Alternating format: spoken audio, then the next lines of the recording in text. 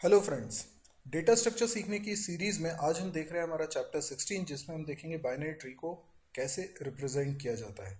हमने पिछले लेक्चर्स में देखा था कि बाइनरी ट्री क्या होता है, और बाइनरी ट्री को डायग्रामेटिक हम कुछ इस तरीके से रिप्रेजेंट करते हैं, जिसमें ये क्योंकि एक हायरार्किकल डेटा स्ट्रक्चर है, तो कोई डेटा है, लेट्स से वन वन आप डेटा समझ लीजिए, और ये डेटा रिलेटेड है दो और डेटा से, और फिर ये डेटा रिलेटेड है दो और डेटा से, ये डेटा भी रिलेटेड है दो और डेटा से। तो ये हायरार्किकल डेटा स्ट्रक्चर कहलाता है। अब इस डेटा स्ट्रक्चर को हमें रिप्रेजेंट करना है बाइनरी ट्री में। बाई का मतलब होता है टू, तो किसी भी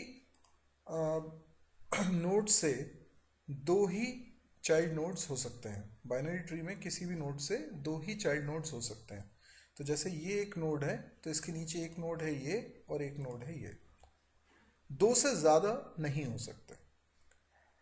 अब इस ट्री को रिप्रेजेंट करना है। मान लीजिए आप कोई प्रोग्राम बना रहे हैं और आपको डेटा स्टोर करना है, और इस इस डेटा को स्टोर करना है, इस ट्री को स्टोर करना है।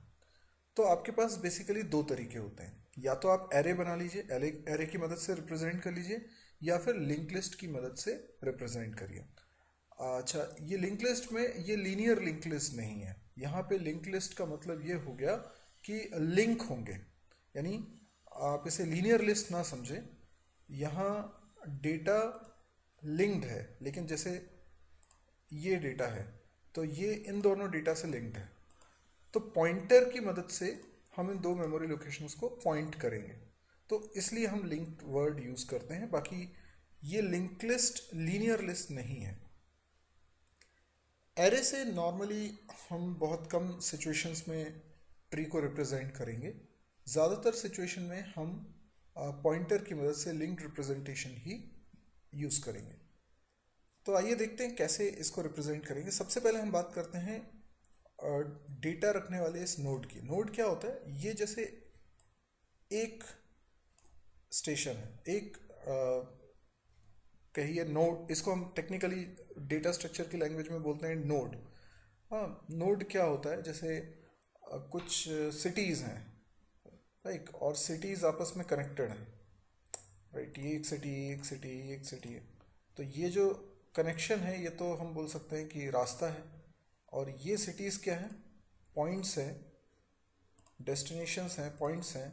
इनको हम नोड्स बोल सकते हैं, राइट। तो हर एक node, this is one node, this is second node, this is third node, these are called nodes. तो एक नोड कैसा होगा, उसमें क्या क्या इंफॉर्मेशन रखी जाएगी? This is basically set of information. तो कैसी इंफॉर्मेशन रखी जाएगी? एक तो मुझे इसके अंदर ये डेटा रखना है, वन। इसके अलावा मेरे पास होना चाहिए एड्रेस। किसका? इसका एड्रेस। तब तो ये डेटा, ये नोड इस वाले नोड से कनेक्ट होगा। तो इस नोड के पास होना चाहिए पॉइंटर्स, दो पॉइंटर, क्योंकि एक पॉइंटर इस नोड को पॉइंट करेगा, एक पॉइंटर इस नोड को पॉइंट करेगा। जैसे ये है नोड का स्ट्रक्चर। नोड के अंदर होने चाहिए तीन वेरिएबल्स। तीन वेरिएबल्स में से एक को हम बोल रहे हैं लेफ्ट, एक को बोल रहे हैं राइट। ये दोनों पॉइंटर्स हैं जो कि चाइल्ड नोड्स को पॉइंट करेंगे, चाइल्ड नोड्स का एड्रेस कंटेन करेंगे। जबकि एक वेरिएबल है इन्फो, जिसमें कि हम डेटा रखेंगे। तो ये एक बेसिक डेटा स्ट्रक्चर है ट्री के लिए, नोड को रिप्रेजेंट करने के लिए। हमें एक और पॉइंटर चाहिए होगा जो इस नोड को पॉइंट करे। इनिशियली हमारे पास एक पॉइंटर होता है जिसको हम रूट बोलते हैं, और ये पॉइंटर हमेशा इस हायरार्की के पहले नोड को पॉइंट करता है। यानी ये वाला जो नोड है, इसकी इंफॉर्मेशन कहाँ होगी? इसकी इंफॉर्मेशन होगी एक पॉइंटर में। एक पॉइंटर हमें एक्स्ट्रा बनाना होगा जिसमें इस नोड का एड्रेस होगा। अब देखिए, ये सब वेरिएबल्स की तरह है। ये एक वेरिएबल है, ये एक वेरिएबल है, ये एक वेरिएबल है, ये एक वेरिएबल है। ये सब क्या है? वेरिएबल्स हैं। आप जानते हैं, सी लैंग्वेज में पढ़ा है हमने कि वेरिएबल में डेटा हम रखते हैं। पर ये जो वेरिएबल है ना, हर एक वेरिएबल इतना बड़ा है कि उसके अंदर तीन चीज़ें रखी जा सकती हैं: left, info and right. Left में एड्रेस, राइट में एड्रेस और इन्फो में डेटा। तो हर एक वेरिएबल 3 वेरिएबल्स कंटेन किया हुआ है, ये भी वैसे ही। तो ये जो वेरिएबल है, अब ये आप इंट टाइप का तो नहीं बना सकते, है ना। इंट टाइप का वेरिएबल बनेगा तो एक ही वेरिएबल होगा, उसमें एक ही डेटा स्टोर हो सकता है। और हम बात कर रहे हैं कि ये ऐसा वेरिएबल हो जिसके अंदर 3 डेटा रख सके। तो ऐसा वेरिएबल ना तो इंट टाइप का होगा, ना फ्लोट टाइप का, ना कैर टाइप का, ना डबल। ऐसा तो कोई डेटा टाइप ही नहीं है जिसकी मदद से मैं वेरिएबल बनाऊं और उसमें 3 डेटा रख सकूं। ऐसा तो कोई है ही नहीं डेटा टाइप। तो एक्चुअल में हमें डेटा टाइप बनाना पड़ता है और उस डेटा टाइप में स्पेसिफाई करना होता है कि 3 डेटा हमें रखना है, तब जाके हम ये वेरिएबल्स बनाने की बात कर सकते हैं। इसके अलावा सी लैंग्वेज के थ्रू आपको ये भी पता होगा कि वेरिएबल्स बनाने के 2 तरीके हैं। एक तो डिक्लेरेशन स्टेटमेंट के थ्रू, जिसको हम स्टैटिक मेमोरी एलोकेशन या कंपाइल टाइम मेमोरी डिसीजन भी बोलते हैं। और दूसरा होता है डायनेमिक मेमोरी एलोकेशन, यानी रन टाइम पे तय करके मेमोरी एलोकेट करना। तो अगर हम इन वेरिएबल्स को डायनेमिकली बनाएंगे, सी में मैलॉक कैलॉक फंक्शंस हैं जिनकी मदद से आप ये काम करते हैं।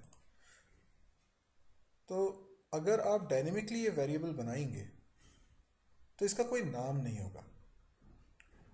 जब आप डिक्लेरेशन स्टेटमेंट लिख के कोई वेरिएबल बनाते हैं, जैसे आपने लिखा इंट एक्स, तो वेरिएबल का नाम हो गया एक्स।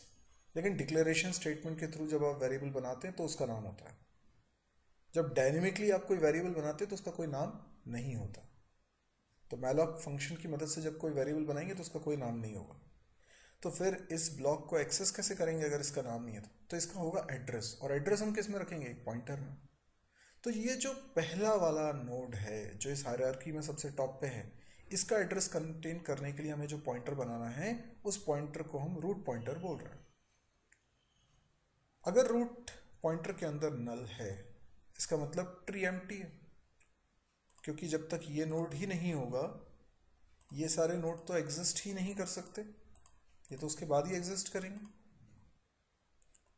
तो एक ट्री को हम डायग्रामेटिकली ऐसे भी रिप्रेजेंट कर सकते हैं जिसमें हमें नोड के बारे में थोड़ा सा रिप्रेजेंटेशन दिखता है। यहाँ ये हर एक वैल्यू नोड में रखी जा रही है। यहाँ पे होगा 1, यहाँ पे होगा 2, यहाँ पे होगा 3, यहाँ पे होगा 4, यहाँ पे होगा 5, इस तरीके से।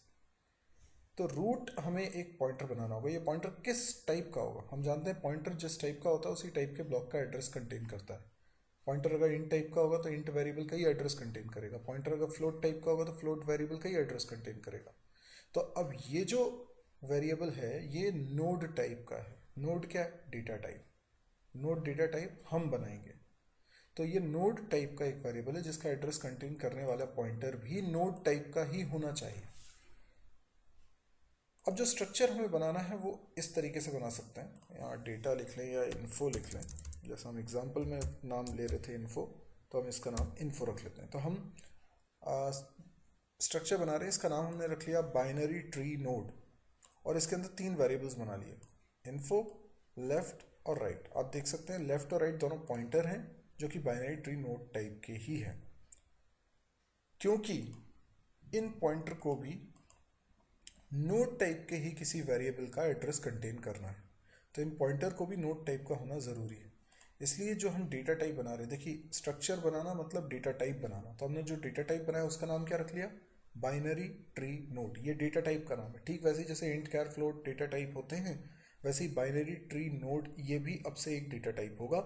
और इस टाइप का एक भी वेरिएबल बनाओगे तो उसके अंदर ये 3 वेरिएबल्स होंगे, इन्फो, लेफ्ट और राइट। एक और वेरिएबल बनाओगे तो फिर से उसके अंदर इन्फो, लेफ्ट और राइट होगी।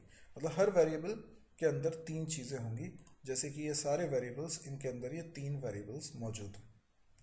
तो आई होप आपको ये स्ट्रक्चर समझ में आया होगा। डेफिनेटली आप लोग वेट कर रहे होंगे कि इसकी हम प्रोग्रामिंग भी करें ताकि आपको और इसकी डिटेल डेप्थ में जाने को मौका मिले। तो डेफिनेटली हम अपने अगले लेक्चर्स में ये भी करेंगे। यदि आपको ये वीडियो पसंद आया तो आप इसको लाइक करिए और चैनल को सब्सक्राइब ज़रूर करिए ताकि और इस तरह के वीडियोस की अपडेट आपको मिलती रहे। आप मेरी वेबसाइट mysurgery.com पे विजिट करके मेरे बाकी चैनल्स की इन्फॉर्मेशन ले सकते हैं। आप इसको शेयर करना ना भूलें। Thank you.